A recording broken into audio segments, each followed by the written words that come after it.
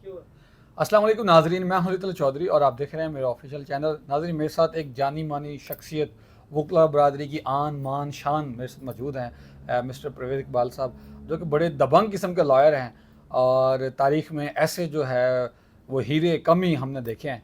उनसे बात करते हैं और पॉलिटिकली जो करंट इश्यूज़ चल रहे हैं उन पर भी बात करेंगे। और पिछले दिनों एक बच्चा इनके पास मुर्गा लेकर आया, इनके फ़ैन, उनसे उसके ऊपर भी बात करेंगे। अस्सलाम वालेकुम सर। जी वालेकुम सलाम। सर, पहले तो आपका बहुत बहुत शुक्रिया, आपने अपना कीमती वक्त दिया।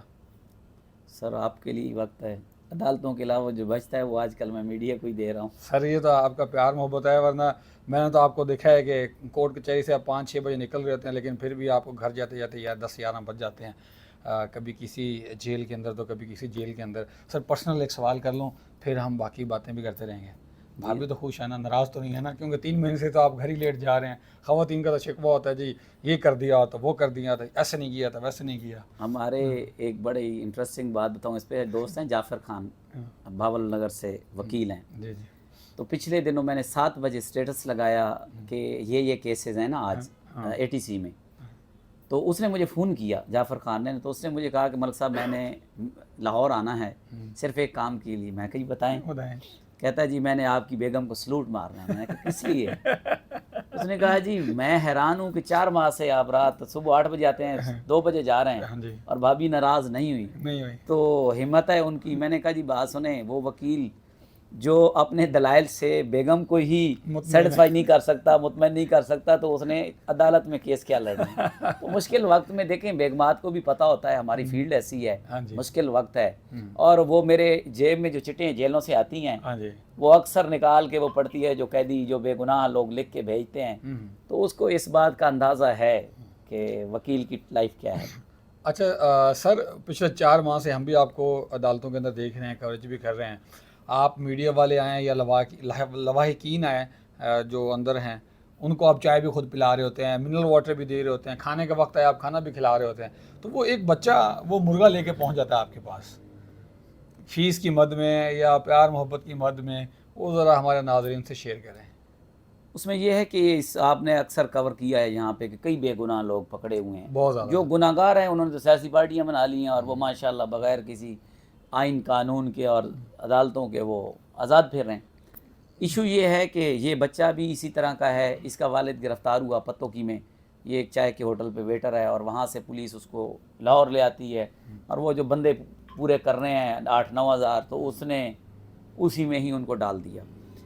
वो महीने डेढ़ बाद यहाँ एटीसी में मैं रोज़ाना लोगों को पूछता हूँ कि किसी के पास वकील नहीं है, तो वो बस में आया तो उसने आवाज़ दी मुझे। तो जो लोग लड़के मुझे पहले से जानते थे, जो जेल से आते थे, तो उन्होंने मुझे कहा कि इस बच्चे का जो है ना आप कुछ करें, ये बच्चा जो बिल्कुल रो रहा है और इसका ये कहता है मैं तो लाहौर नहीं आया। वो उसको उतारा तो बख्शी खाने में ले गए। तो मैंने उसको थोड़ी तसल्ली दी, पानी शानी पिलाया। तो मैंने उससे पूछा कि क्या मसला है। उसने कहा जी मैं हूँ कहाँ पे। मैं कहा जी आप दहशतगर्दी अदालत लाहौर में है। उसने कहा जी मैं तो पैदा हुआ तो लाहौर कभी नहीं आया, तो मुझे तो 1.5-2 माह हुए गिरफ़्तार हुए और इस तरीके से थाने से यहाँ ले आए। उसका मैंने नंबर लिया, घर वालों को फ़ोन किया, तो वो बेचारे भी बहुत डरे हुए थे। उन्होंने शायद समझा हो कि हमें भी गिरफ़्तार करने के लिए फ़ोन किया जा रहा है। फिर मैंने उस नंबर पे व्हाट्सअप था, फिर मैंने उस बच्चे की उनको तस्वीर भेजी और फिर अपनी भेजी, तो उनको पता चल गया कि ये वकील हैं। तो मैंने बताया कि जी वो उसे वकालतनामा मैंने साइन करा लिया है, तो उसकी ज़मानत हो जाएगी। वो कहते हैं हम तो बहुत गरीब लोग हैं।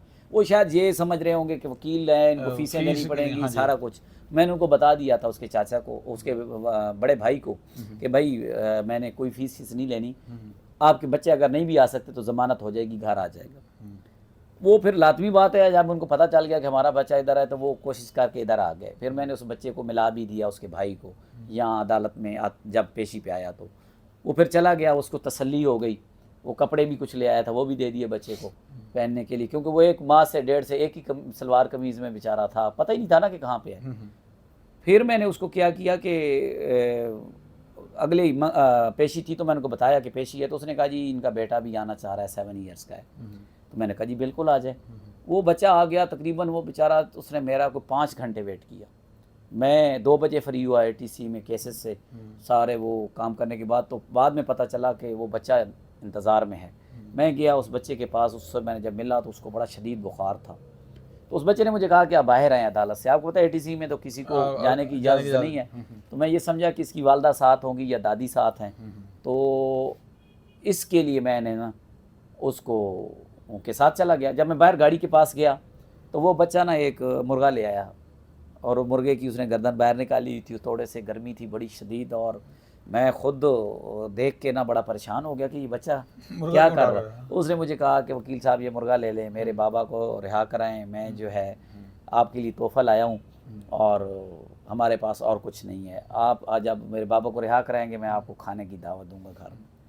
بس وہ جو اس کا فیس ایکسپریشن تھا نا, میں نے بڑے کیس دیکھے, بڑے ظلم کی داستانیں, آپ نے بھی یہاں لوگوں کی حالت دیکھی ہے, لیکن اس بچے نے نا وہ جیسے کہتے ہیں دل چیر دیا. اس کے بعد پھر وہ بچے کو میں نے بڑی کوشش کی کہ ان کو واپس کروں, تو ہماری ایک وکیل ہے ماریہ خان, وہ اس سین کو جو ہے نا اپنے موبائل میں سیو کرتی رہی. اچھا, وہ سامنے کھڑی تھیں ہمارے, وہ بھی ساتھ کیسز میں پیش ہوتی ہیں. بہرحال جب بچہ رونے لگا تو میں نے یہ سوچا کہ یہ اس بچے کو دل میں ہوگا کہ وکیل یہ لے نہیں رہا, تو اس نے میرے بابا کو نہیں چھڑانا.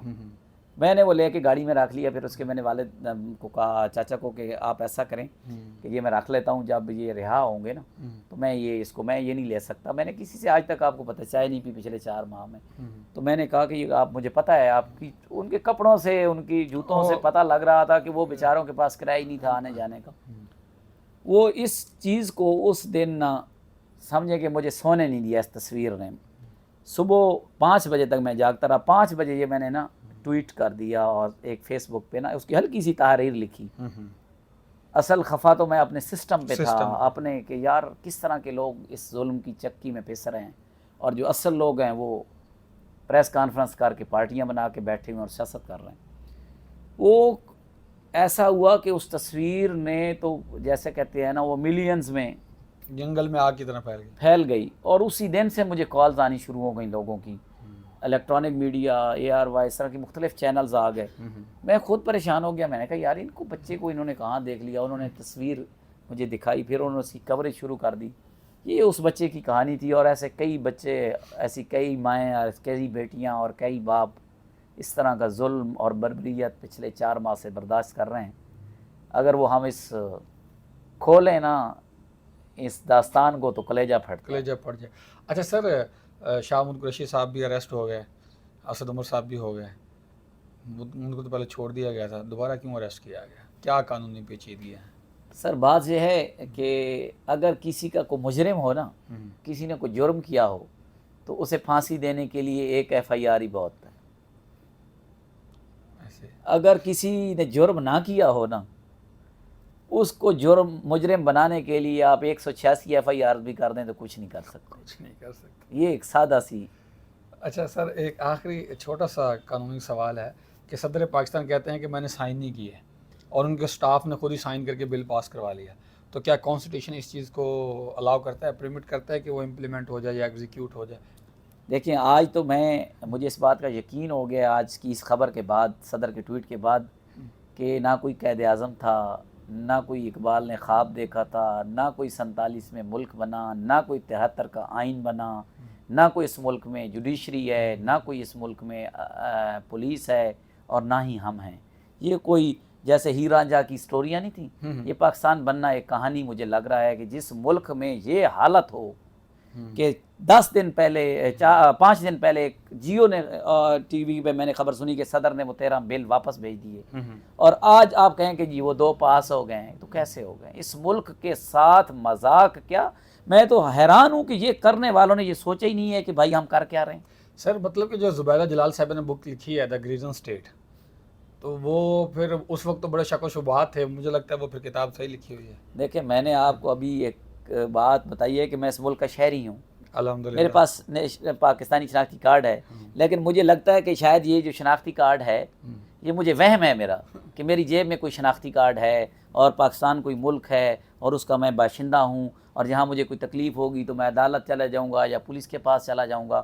پہلے کسی کے ساتھ کوئی زیادتی ہوتی تھی نا تو ہم کہتے تھے ہم اس زیادتی کرنے والے کو عدالت میں گھسیٹیں گے, دیکھیں گے بھی صحیح, گھسیٹیں گے بھی صحیح. اب عدالتیں عوام کو گھسیٹ رہی ہیں. پہلے ملزم بیمار ہوتے تھے, اب جج بیمار ہو رہے ہیں اور وہ کیس لے کے بیٹھے ہوئے ہیں. سر جج بیمار ہونے سے یاد ہے ہمارے سابقہ وزیر اعظم صاحب تو انگلینڈ چلے گئے ہیں، ان کے بیٹے بھی انگلینڈ چلے گئے، ان کے دائیں بائیں آئیں بائیں شائیں والے سارے انگلینڈ چلیں گے، تو کرنے کیا ہے سر ان کا اصل وطن وہی ہے.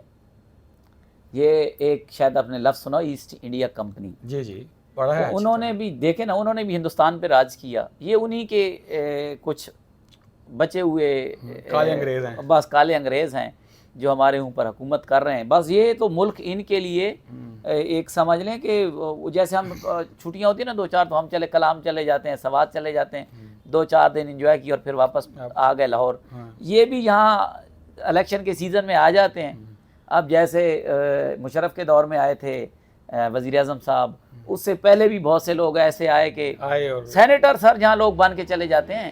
ایک مشرف صاحب کے ماموں تھے، وہ یہاں 5 سال سینیٹر رہے. جاتے ہوئے ایک اینکر نے ان کا انٹرویو کیا کہ جی آپ آج جا رہے ہیں، تو اس نے کہا جی مجھے تو میرے بھانجے نے کہا تھا کہ آپ آ جائیں، 4-5 سال سینیٹر رہیں پاکستان میں، اور مجھے بتائیں یہ انجوائے کرنے کا ملک ہے، انجوائے کرتے ہیں یہاں لوگ، اور عام آدمی ذلیل ہو رہا ہے. جی سر آپ کا بہت شکریہ، آپ نے قیمتی وقت دیا. ناظرین تاریخ جب تک نہیں پڑھیں گے اسی طرح کے مذاق ہمارے ساتھ ہوتے رہیں گے.